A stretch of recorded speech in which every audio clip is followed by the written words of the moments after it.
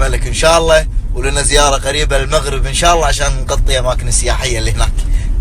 لازم عاد لازم المرحله لازم نزور، لانه وياه شخص يوم درني بالسوشيال ميديا وكذي فقال لي عن السياحه، فقلت ان شاء الله الرحله القادمه تكون الى المغرب باذن الله لتغطيه الاماكن السياحيه.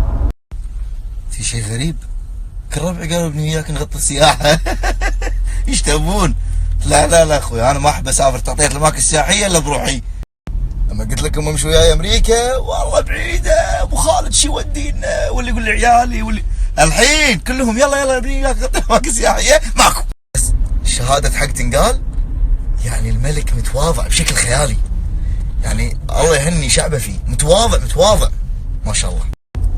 يعني صدق شفقني اني ازور المغرب واشوفها، يعني بخاطر اروح خلاص. يعني اذا كذي ملكهم شلون الشعب لازم نروح.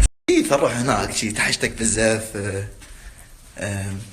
تحمق علي شي حكي عرفت شلون؟